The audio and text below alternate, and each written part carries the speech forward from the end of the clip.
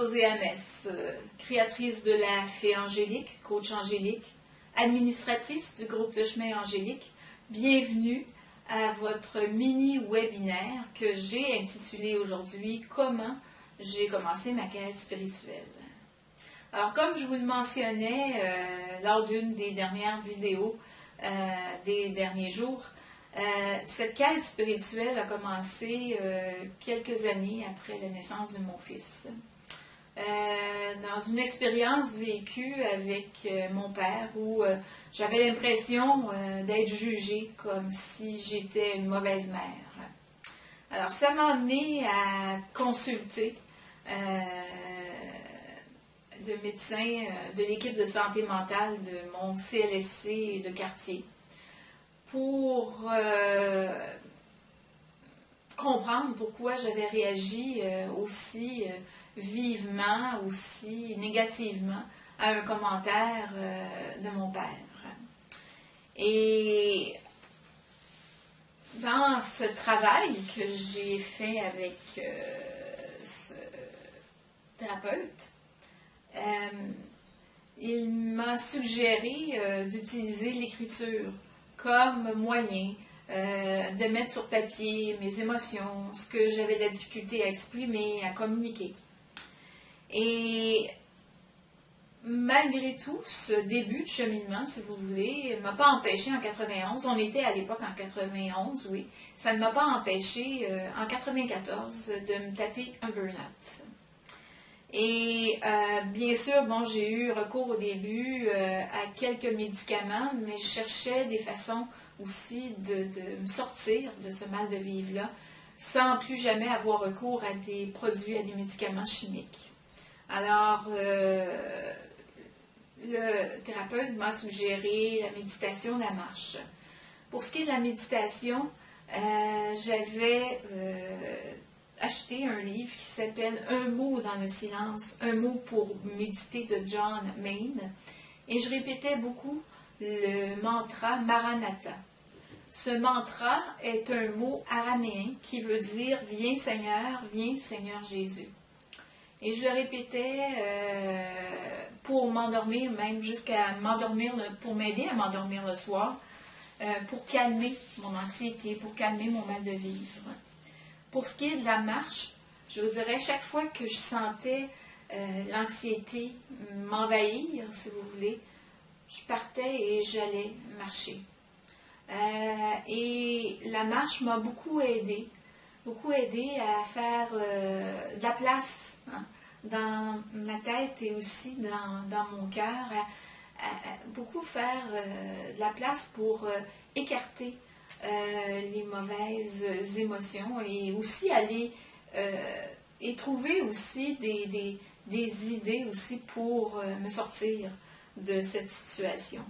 Je me répétais aussi une affirmation que j'avais trouvée dans un livre qui parlait de bien-être et dont je n'ai plus copie, mais je l'avais appris par cœur.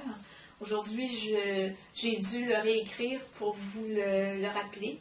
Mais c'est « La vie est bonne pour moi. Je vais de mieux en mieux.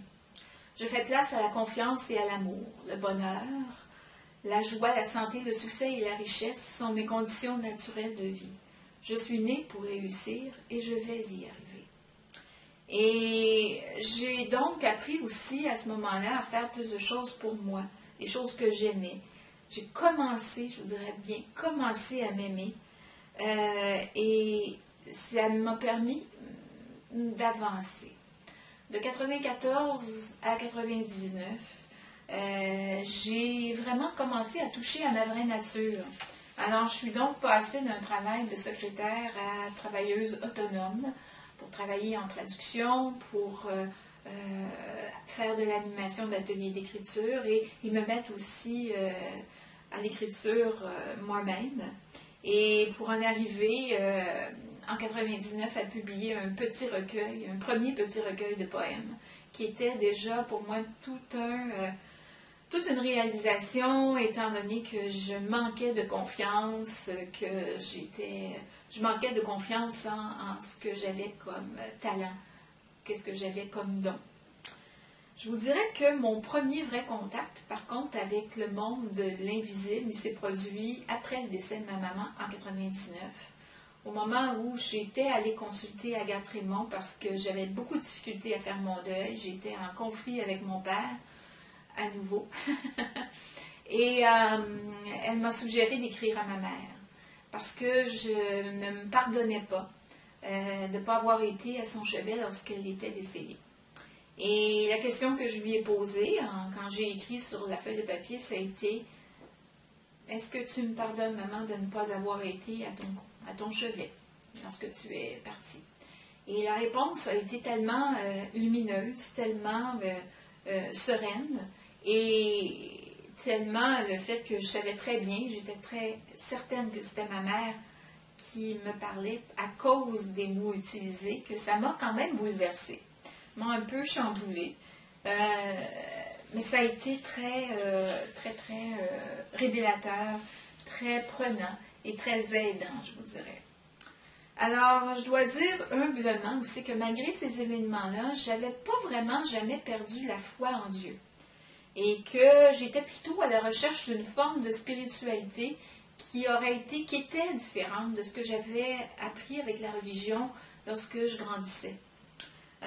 Parce que je voulais aussi quelque chose qui m'aiderait peut-être à accepter aussi la personne que j'étais, me sentir que je voulais me sentir acceptée peut-être de façon avec un amour inconditionnel.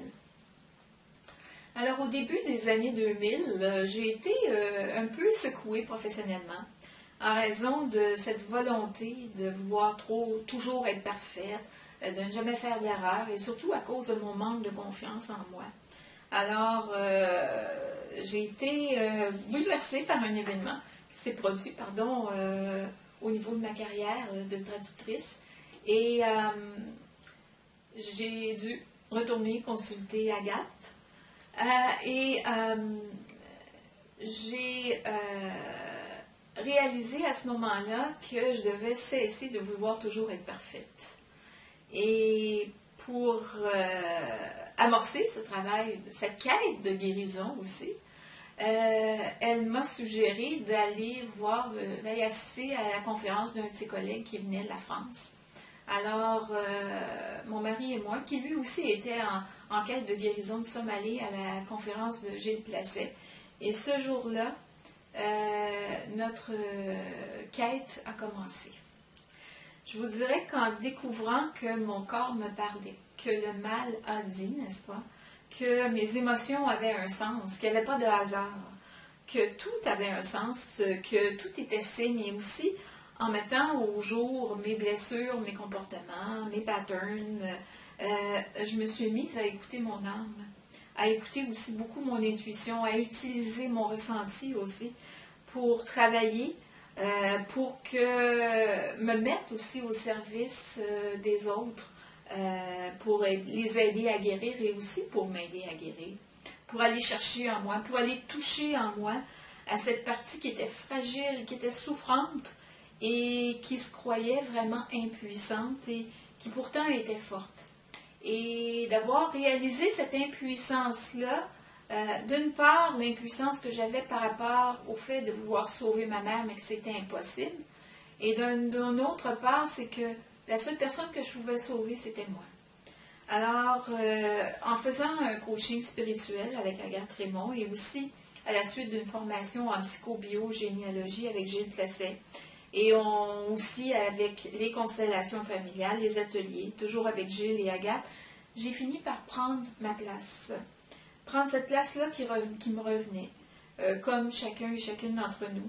Et j'ai écrit un premier roman qui s'appelle Ivresse d'amour et que vous avez reçu probablement, très certainement, si vous vous êtes inscrit à l'infolette de la Fée Angélique.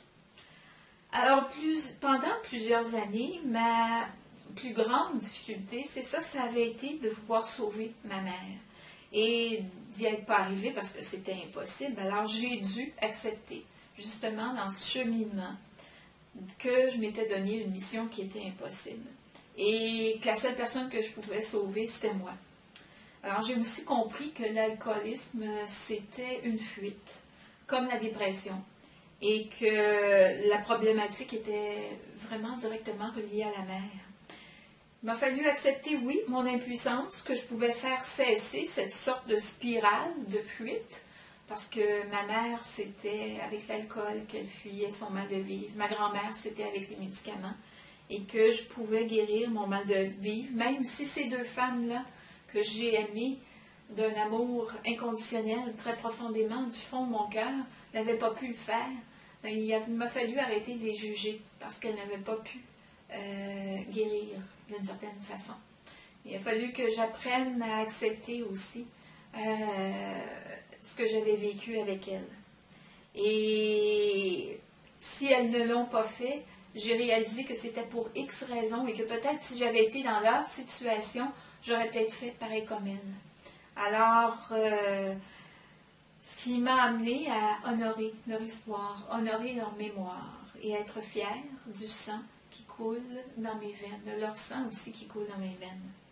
Et ce travail de guérison et de transformation, d'acceptation, n'a pas toujours été de tout repos, je vous dirais, autant pour mon corps que pour mon âme. Et je réalise aujourd'hui qu'il faisait partie de mon cheminement. Il fallait que je fasse ce travail pour arriver jusqu'ici. Alors, savoir d'où on vient nous aide vraiment à savoir où on va. Et c'est très important, autant pour notre quête personnelle que pour notre quête spirituelle. Évidemment, le travail avec les anges est devenu de plus en plus évident au fil du temps, et surtout après le décès de ma maman, où il y a eu un paquet de synchronicités. Et plus précisément durant l'enseignement initiatique que j'ai fait avec Agathe Raymond, où mon objectif de communication s'est mis au jour. Et les messages que j'ai commencé à recevoir me provenaient de défunts, un peu comme le premier message que j'avais reçu de ma maman. Par la suite, les messages venaient pour des personnes dans notre groupe. C'était un devoir qu'Agathe m'avait donné, d'écrire des messages pour toutes les personnes dans le groupe. Et bon, je me mettais tout simplement au service des êtres de lumière pour transmettre ce que les gens devaient savoir. Le fil conducteur, en fait, que je réalise, que je vois qui unit aujourd'hui ce que je vous offre comme service, eh bien, c'est justement cette quête spirituelle que j'ai amorcée il y a plus de 20 ans. Et dans tout ce que je vous offre, que ce soit les consultations, oui, les ateliers d'écriture angélique, l'atelier de tarot et d'écriture aussi, les exercices d'écriture et le coaching, la connexion angélique, je mets à votre service et à votre profit ce que j'ai appris au fil de ces années-là. Qu'est-ce que j'ai travaillé aussi au fil de ces années? Parce que moi aussi, un jour, j'ai été comme vous. J'ai manqué de confiance. J'ai eu très peur. J'ai eu de la difficulté à prendre ma place. J'avais de la difficulté à comprendre pourquoi je n'arrivais pas à me débarrasser de certaines peurs, de certains blocages. Et s'il y a un message avec lequel je voudrais vous laisser aujourd'hui, c'est pour vous dire qu'avec le courage de demander de l'aide, la volonté de vouloir changer, et aussi cette décision qu'on prend à un certain moment donné que c'est suffisant, ça suffit, on veut faire des changements, eh bien, on reçoit à ce moment-là l'aide des êtres de lumière, l'aide des anges, et ils nous accompagnent, ils nous aident à trouver les bonnes personnes pour qu'on puisse amorcer ce travail de guérison. Et donc, si vous avez besoin d'aide, si vous cherchez quelqu'un avec qui travailler pour améliorer votre vie, pour transformer votre vie, pour guérir, pour vous libérer, eh bien, et vous voulez avoir de plus amples renseignements, je vous invite à communiquer avec moi. Vous pouvez le faire par Messenger, en message privé dans Facebook ou par courriel à info@laféangélique.com. Alors, je vous remercie de votre attention encore aujourd'hui. Je vous remercie aussi du fond du cœur de continuer à suivre le chemin angélique, la fée angélique, de votre intérêt, de votre volonté de transformer votre vie, de travailler avec les anges pour transformer votre vie et trouver cet équilibre, ce bonheur aussi, parce que le divin et les anges veulent que nous soyons heureux. Ils ont notre bonheur à cœur. Alors, je vous dis namasté, que la paix et la lumière des anges vous accompagnent. Au revoir.